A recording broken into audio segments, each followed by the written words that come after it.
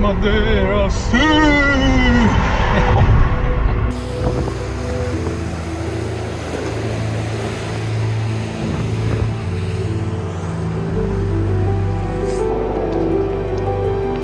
So welcome back on the channel and welcome in Madeira. So for me, actually second time being here, and the footage you saw previously, that was actually from January when I came here for like a mini camp for 1 week with the one and only objection to run through the race course and to see what's that about, what to expect, and gain some knowledge about the race course. And now the race week and the race is finally here. Actually, as you can see, this is actually the finish where I will finish the 85-kilometer run and Saturday afternoon/evening. And I trained for this race for basically 6 months. I started end of October 2022. It's already 6 months with thinking about this race basically every single day. So I'm very pumped for this race. It's quite nice weather here in Bachico and it's going to be an interesting race.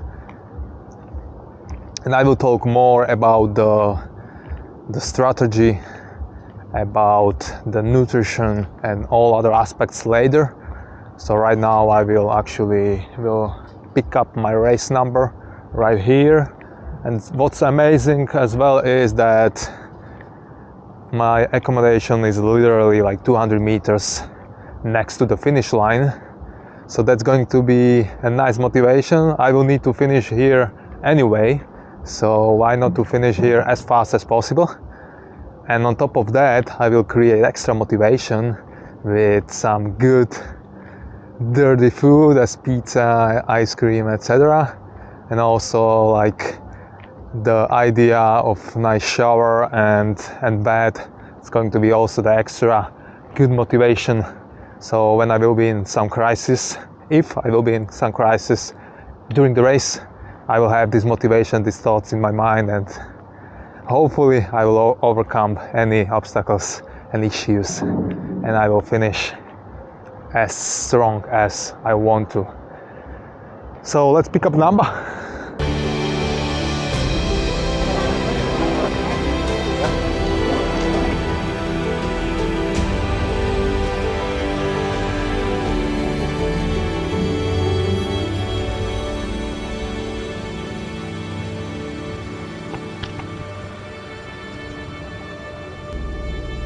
What a beautiful area, isn't it?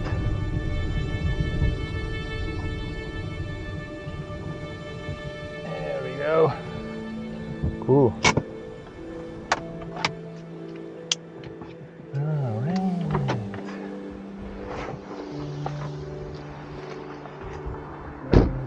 Oh, walking rainy.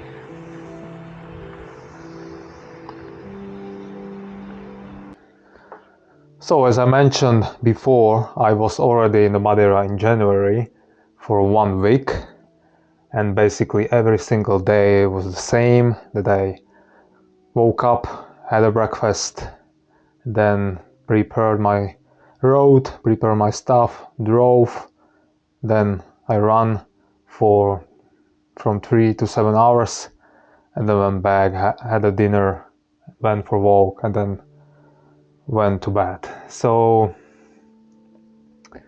I would say I quite know the race course, and that was the goal, to actually find out and like to know what to expect. So based on that, I actually created the race strategy and the pacing strategy and the nutrition strategy. At the beginning of the year, I was thinking about the goal for this race. The goal was like, I would love to go under 11 hours, and according to the previous year results, that would be like top 20.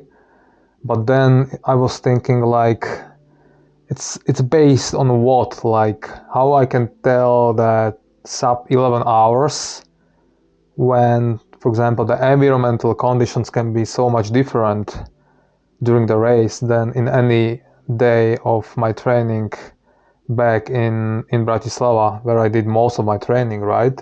Because maybe it's going to be really warm during the day, that can influence the time. Maybe we will have a really strong headwind. Maybe it's going to be really muddy and slippery. You don't know. You don't have that under control. As saying goes for like the position. I don't know anyone actually who's gonna race in Saturday. I don't know what they did in the training, and I don't know their goals, so I can't really predict the position as well. So instead, I will actually have the process goals, and if I will execute those process goals rightly, then they will lead to actually really good outcome goal. So my process goals are, first of all, I know that nutrition and hydration they're going to be the key components of success and great performance. So I will literally do check-in with myself every single hour. If I will literally ask myself, did I have those 90 to 100 grams of carbs in the previous hour? Did I drink enough, like 500 milliliters to 1 liter? Did I have enough sodium? What about cramps? Did I feel anything, or everything's alright? If yes, then perfect. And that I will do every single hour. So I really need to be disciplined with that, because that's going to be a crucial aspect of good performance. Because I also know from the past that at the moment I was like, oh, I feel good, I don't need to drink, I don't need to eat. And then later, 1 hour later, 2 hours later, I was like, I'm done, like I'm wonked, I can't continue, I don't have any energy.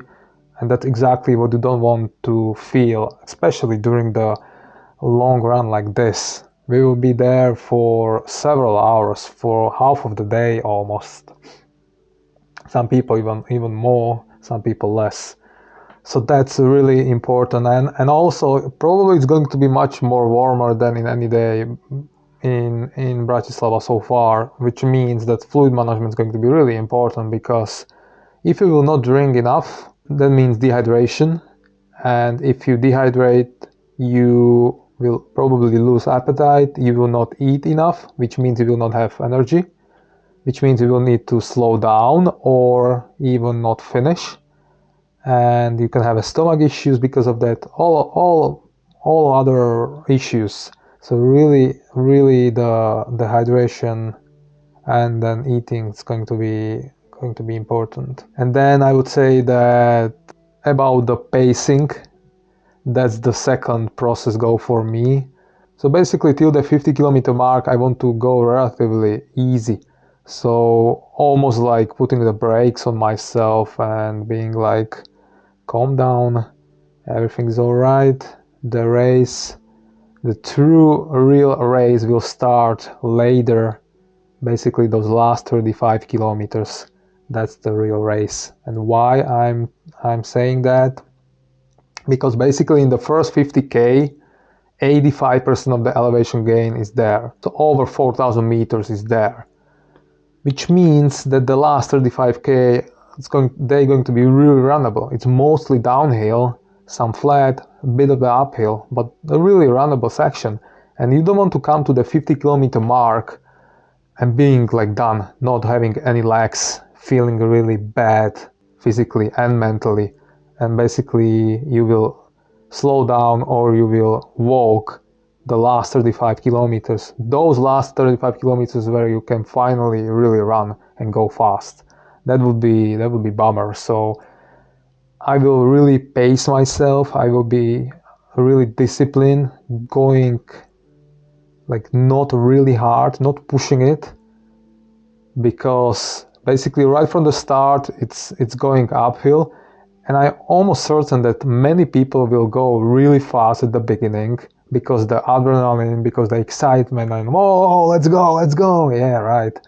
But we can expect that right at the start you probably have a bit of an elevated HR than usually, because all the adrenaline, all the excitement, maybe even some sleep deprivation.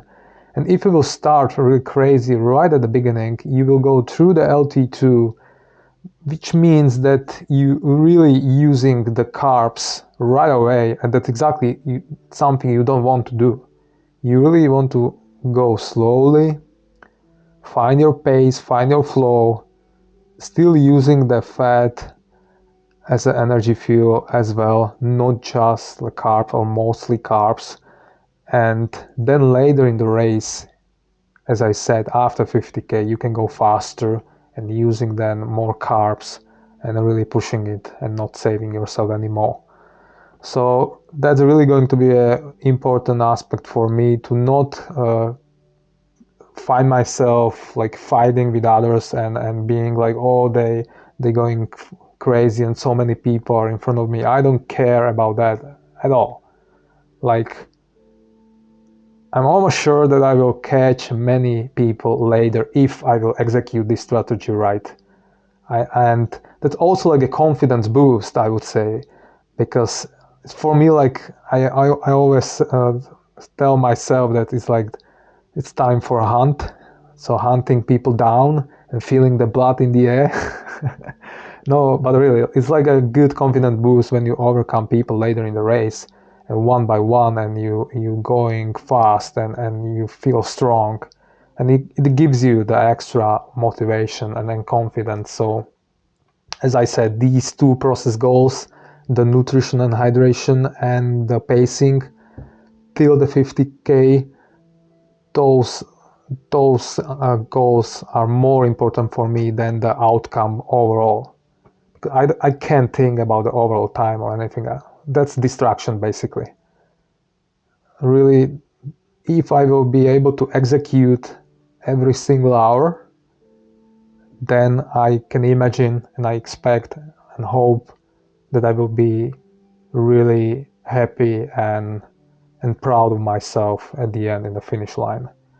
And we will see then what time and position I will be at. So yeah, that's what I will do. And as I said, from the nutrition perspective, I will do 90 to 100 grams of carbs every single hour. Basically, I will use like only the two products, the Mortin powder, which is liquid calories, and then Mortin bars. I really like them, so having some solid food as well. And then on the aid station I will take water, maybe some Coke, maybe later in the race some rice balls or something if they will have it. And yeah, eating, even if I will feel like I don't want to or I don't need, I still will eat, still will drink, because that's really important.